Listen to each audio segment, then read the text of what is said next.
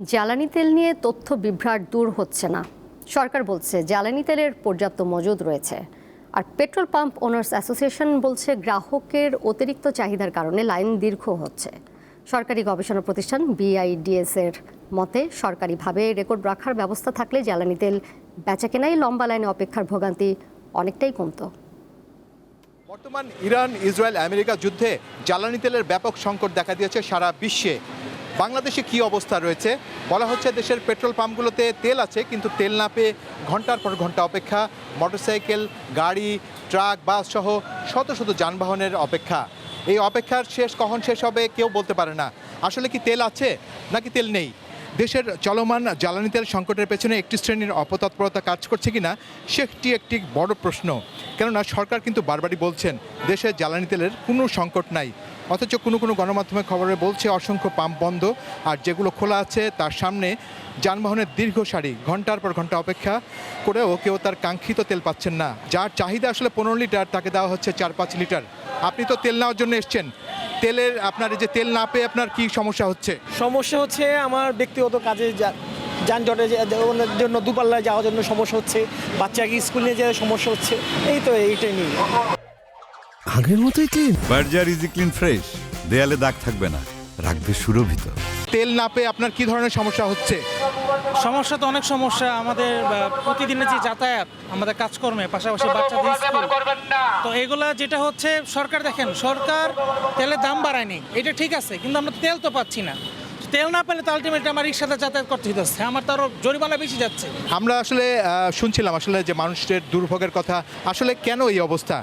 এই অবস্থাটি আমরা একটু যদি পেছনে তাকাই, যে বাংলাদেশে বর্তমানে কিন্তু প্রতি মাসে জ্বালানি তেলের যে চাহিদা সেটি কিন্তু আমরা দেখছি 8 থেকে 10 লাখ মেট্রিক টনের মতো। এর মধ্যে 5 lakh metric ton petrol octane এবং বাকি 4 লাখ টনের একটু বেশি আপনার যেটা রয়েছে ডিজেল।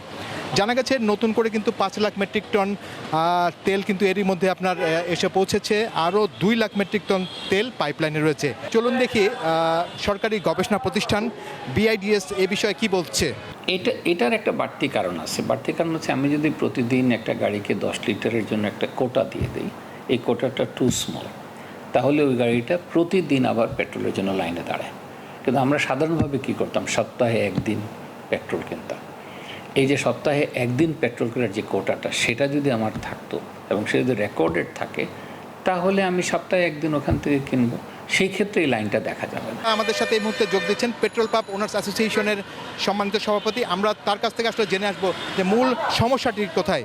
সরকার বলছেন যে দেশে কিন্তু প্রচুর পরিমাণে আপনার কিন্তু তেলের সরবরাহ রয়েছে, আবার একদিকে আপনার লম্বা লাইন। তো মূল সমস্যাটা কি, তেল আছে নাকি তেল নেই, কি সমস্যা? যেটা সরকার বলছেন পর্যাপ্ত তেল আছে, শতভাগ সত্যি, এবং চাহিদা কোনটা বলবেন আপনি? এখন যে চাহিদা, এটা তো চাহিদা না। এখন একটা প্যানিক ব্যাংক কাজ করছে মানুষের ভিতরে, একটা স্টোরেজ টেন্ডেন্সি একটা কাজ করছে। যার দরকার 5 লিটার নিয়ে দিয়ে চায় 15 লিটার, যার দরকার 2 লিটার উনি চাচ্ছেন 10 লিটার। প্রাইভেট কার বলেন, জিপ বলেন, গাড়ির মধ্যে টাঙ্কিতে তেল আছে, ওটা দিয়ে উনি আরও 4 দিন চলতে পারবে। এইসব বলতেছেন টাঙ্কি ফুল করবে।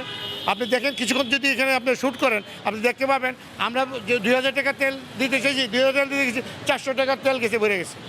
এইটা তো এই চাহিদা বাংলাদেশটা পৃথিবীর কোনো সরকার দিতে পারবে না। নাজমুল হক, আপনাকে অসংখ্য ধন্যবাদ। আপনাকে ধন্যবাদ। দেশের আপামর জনসাধারণের কথা চিন্তা করে সরকার ইতিমধ্যে সিদ্ধান্ত নিয়েছে এই এপ্রিল মাসে জ্বালানি তেলের কিন্তু দাম বাড়ানো হচ্ছে না।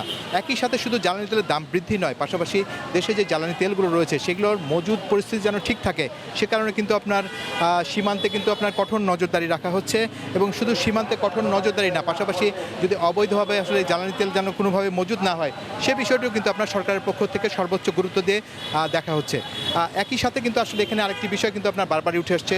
সচেতন মানুষ কিংবা যারা সংশ্লিষ্ট রয়েছেন তারা কিন্তু বলছেন যে শুধু সরকারকে কিন্তু এককভাবে দায়িত্ব পালন করলেই চলবে না, পাশাপাশি আমরা যারা জনসাধারণ রয়েছি আমাদের ঠিক যতটুকু প্রয়োজন জ্বালানি, ঠিক ততটুকুই আমরা সংগ্রহ করব। এক্ষেত্রে আমাদের কৃচ্ছতা সাধন যেমন একটি বিষয়, ঠিক তেমনি আমাদের একটি দায়িত্বশীল আচরণও করতে হবে।